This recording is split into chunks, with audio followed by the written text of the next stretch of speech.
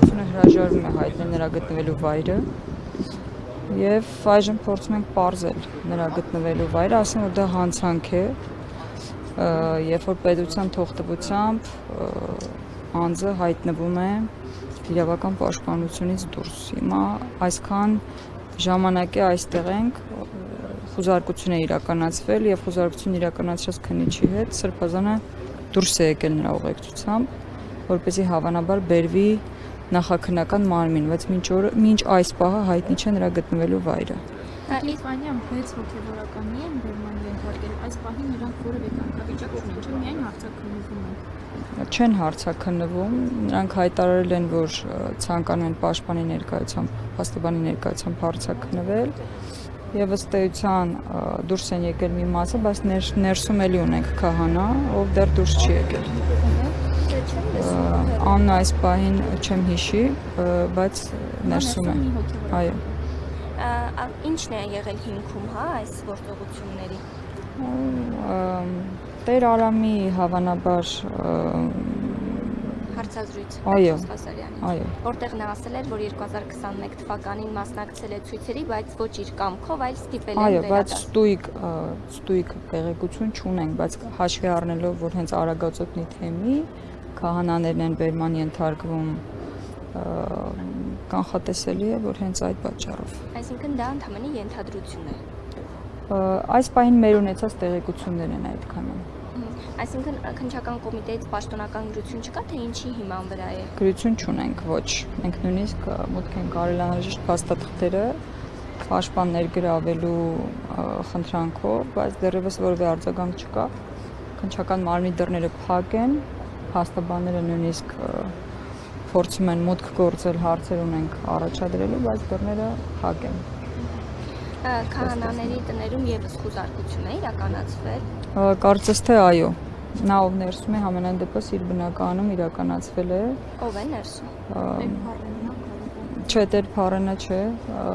Տեր Հայկն է կարծես, եթե չեմ սխալվում։ Իսկ մյուսները որտեղ են։ Մի մասը դուրս եկավ, ծանոթագրերը ստացավ, հարցաքննվելու վերաբերյալ,